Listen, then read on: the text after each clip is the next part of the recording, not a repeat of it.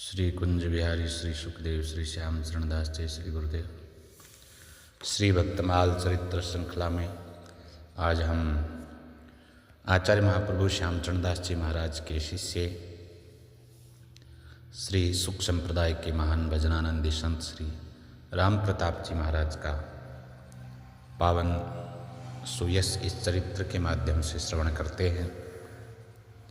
श्री राम प्रताप जी का जन्म हुआ हरियाणा प्रांत के रेवाड़ी में डोसर वंश में, जो धन धान्य से संपन्न था। राम प्रताप जी बचपन से ही श्री कृष्ण भक्ति में लगे रहने वाले थे और संपन्न परिवार में रह कर के श्री कृष्ण की पूजा, उनका ध्यान किए बगैर इन्हें अभाव ही खलता। भले ही संपन्न परिवार में रहते हैं, लेकिन भगवान की पूजा अर्चना नहीं होती तो सब तरह का अभाव ही अभाव महसूस करते हैं। ऐसे समय बीतता गया। राम प्रताप जी घर में ही रह करके अपना भजन करते। घर वालों ने उनका विवाह कर दिया, लेकिन इनका भजन सत्संग अब भी जारी रहा। वे आसपास सत्संग में जाते तो चर्चा चलती कि जीव का परम उद्देश्य तो भगवत प्राप्ति है और यह उद्देश्य बिना गुरु के असंभव है प्राप्त करना। जीव का उद्धार गुरु गोविंद दो से ही संभव है, और जो गुरु प्रदत्त मार्ग पर चल करके उनका हो जाता है वह मंजिल को अति शीघ्र प्राप्त कर लेता है। जो गुरु न करके मनमानी आचरण करता है और भगवत विमुख है वह तो बड़ा अज्ञानी है। तो उन्होंने महाराज श्री चरणदास जी का एक पद सुना, जग में दो तारण को नीका। इस संसार में तारने वाले दो ही हैं, एक तो ध्यान गुरु का कीजिए, दूजे नाम धनी का। धनी माने परमात्मा। तो एक तो गुरु महाराज हैं और एक भगवान है। इन दो से ही जीव का कल्याण संभव है। कोटि भांति कर निश्चय कियो, संशय रहा न कोई। शास्त्र वेद पुराण टटोले, जिनमें निकसा सोई। भली भांति विचार कर लिया गया है। सभी वेद शास्त्र पुराण हैं, तो इनमें भी सब में सारांश रूप में यही बात निकल करके आती है कि गुरु गोविंद ही जीव का कल्याण करते हैं। इन्हीं के पीछे सब जानो, योग यज्ञ तप दान। योग यज्ञ तप दान है, इनका महत्व भी गुरु के और भगवान के पीछे ही है।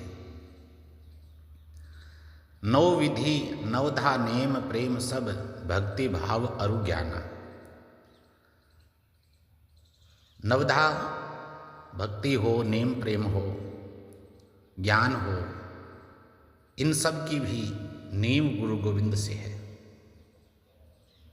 यह भी इन्हीं के पीछे है। और सबे मत ऐसे मानो, अन्न बिना भूस जैसे। अगर किसी अन्य मत में यह विचार आता है कि हम ऐसे भी नवधा को साध सकते हैं, नेम प्रेम साध सकते हैं, ज्ञान भक्ति कर सकते हैं, तो वो उसी प्रकार का है जिस प्रकार केवल खाली भूसा हो, जिसमें से अन्न के दाने तो निकल जाए। तो ऐसी ही स्थिति होती है उसकी। कूटत कूटत बहुते कूटा, भूख गई नहीं तैसे। अब जिसमें अन्न के दाने निकल गए हैं और पीछे चारा भूसा रहता है, उसको बहुत कूटने के बाद भी भूख की निवृत्ति करने लायक अनाज नहीं निकल सकता।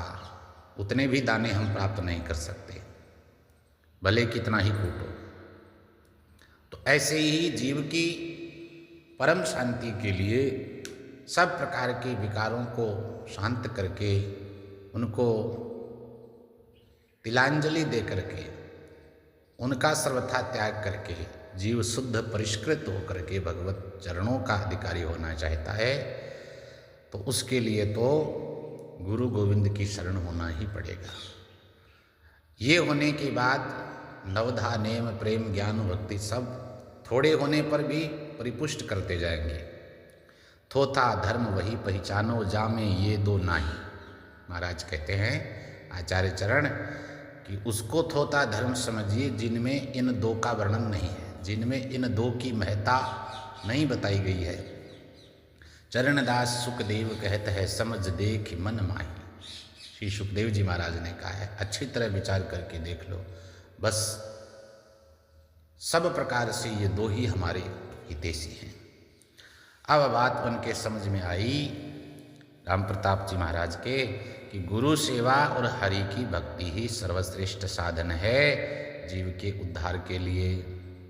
चरणदास सुखदेव कहते हैं समझ देख मन माही। अब तो राम प्रताप जी ने भी मन ही मन निश्चय कर लिया कि श्री श्याम चरणदास जी महाराज को गुरु रूप में प्राप्त करेंगे। तो वे रेवाड़ी से दिल्ली गए, आचार्य महाप्रभु श्री श्याम चरणदास जी महाराज से प्रार्थना करी है अपनाने की, उनसे दीक्षा ली। उन्होंने गृहस्थ जीवन बिताने के बाद दीक्षा ली थी। गृहस्थ में आकर के गुरु शरण होते ही इनके समस्त दुख द्वंद्व मिट गए। समर्थ गुरु की शरणागति से ही जीव दुख मुक्त होकर के भक्ति सुख प्राप्त करता है।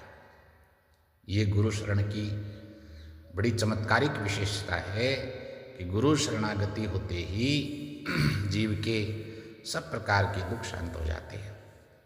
स्वयं आचार्य महाप्रभु ने कहा इंद्रजीत निर्वैरता निर्मोही निर्बंध, ऐसे गुरु की शरण सो मिटे सकल दुख द्वंद। ऐसे गुरु की शरण होने से सारे दुख द्वंद मिट जाते हैं। कैसे? बोले इंद्रजीत निर्वैरता, इंद्रजीत हो, निर्वैरता हो, सबसे निर्मोही हो और निर्बंध हो। क्योंकि जो निर्मोही है, निर्बंध है, वही तो अपनी शरण में आने वालों को बंधन मुक्त कर सकता है। स्वयं ही जो बंधा हुआ होगा, स्वयं ही जो सांसारिक अथवा अन्य पदार्थों की ओर मोहित होने वाला, आकर्षित होने वाला होगा, जिसकी निर्वैरता नहीं है और जो इंद्रियों का दास है, उनको वश में करने वाला नहीं है, तो वह तो स्वयं ही दुख युक्त है, तो दुख मुक्त जीव को कैसे कर सकते हैं। तो कहा कि इन विशेषताओं से युक्त कोई होंगे गुरु महाराज, तो ही वो जीव को दुख मुक्त कर पाएंगे। तो कहते हैं ऐसे गुरु की शरण सो मिटे सकल दुख द्वंद। ये गुरु गोविंद में भेद समझते नहीं थे। गुरुदेव आचार्य महाप्रभु को आप श्री कृष्ण का ही अवतार मानते थे और ऐसी गुरुदेव के प्रति आपकी जो है दृढ़ आस्था थी। बिना गुरु निष्ठा के तो बात बन ही नहीं सकती। जो व्यक्ति महाराज श्री श्याम चरणदास जी को अवतारी न मान करके सामान्य व्यक्ति मानते थे, उनके ऊपर उनको तरस आता। जब तक गुरुदेव महाप्रभु भूतल पर रहे तब तक श्री राम प्रताप जी प्रायः दिल्ली ही रहे और संवत 1839 में जब आचार्य महाप्रभु के धाम गमन के पश्चात उन्होंने निश्चय किया, दिल्ली से प्रस्थान करके पुनः रेवाड़ी आ गए और वहाँ की नई बस्ती में अपना थांबा स्थापित करके धर्म प्रचार में लग गए। आपने जीवों को जीवन की क्षण भंगुरता से परिचित कराते हुए सुमिरन में लग जाने के लिए प्रेरित किया। समय बीतने पर तो पश्चाताप ही शेष रहता है, इसलिए समय रहते जीवन रहते प्रभु का भजन कर लेना ही सार है। ऐसा उपदेश अपने गुरु की वाणी का सहारा लेकर के जीवों को करते थे। बाहिरे अवधि बीती जात, गुरु महाराज की वाणी से समझाते कि अवधि बीती जा रही है। अंजलि जल घटत जैसे तारे जो प्रभात। हाथ की अंजलि बना करके उसमें जल लेते हैं, कितना भी प्रयास कर लो वो जल रुकता नहीं है, जल्दी चला जाता है। और तारे भी प्रभात होते ही सब के सब गायब हो जाते हैं। श्वास पूंजी गांठ तेरे सो घटत दिन रात। ऐसे ही जो श्वास रूपी पूंजी हमारी गांठ में है, जितने श्वास मिले हैं वो श्वास भी चाहे भजन करो न करो वो तो बीते जा रहे हैं। साधु संगति पेंट लागी ले लगे, जो ये हाथ साधुओं की संगति है। तो सत्संग की, संतों के संग की पैठ लगी हुई है। जिसको जो लेना है अभी अभी ले लो। बड़ो सौदा हरि संभारो, सुमिर लीजे प्रात। ये सबसे बड़ा सौदा है भगवान के स्मरण का। तो अपने आप को संभालो और भगवत स्मरण में लग जाओ। काम क्रोध दलाल ठगिया, बणिज मत इन साथ। इनके साथ व्यापार करने की सपने में भी मत सोचना। ये काम क्रोध आदि है ना, ये तो ठग हैं, बड़े दलाल हैं। आपको कहेंगे कि हमारे साथ आ जाओ, लेकिन विश्वास नहीं करना है। लोभ मोह बजाज छलिया, लगे हैं तेरी घात। ये भी घात में लगे हुए हैं, छुप कर के वार करने वाले हैं। ये बड़े सावधान रहने की आवश्यकता है। शब्द गुरु को राखी हृदय, तो दगा नहीं खात। जो गुरु महाराज के उपदेश को, उनके शब्द को हृदय में दृढ़ता से स्थापित किए हुए है, वो तो दगा खाएगा नहीं। आपनी चतुराई बुद्धि पर मत फिरे इतरात। अगर हम ये विचार करें कि हम बुद्धिमान हैं, चतुर हैं, किसी के धोखे में, बहकावे में, उकसावे में न आएंगे, तो कहते हैं कि यह हमारी मूर्खता है, अज्ञानता है। स्वयं के पुरुषार्थ से, स्वयं के बल से कोई भी इन सब चीज़ों से बच नहीं पाया है। अपनी चतुराई बुद्धि पर मत फिरे इतरात। अपनी बुद्धि पर, चतुरता पर इतराते हुए मत घूमो। चरणदास सुखदेव चरणन परस तजी कुल जात। सब प्रकार की कुल जात आदि की मर्यादाओं को त्याग करके चरणदास सुखदेव चरणन परस, गुरु महाराज के चरणों में पड़ जाओ।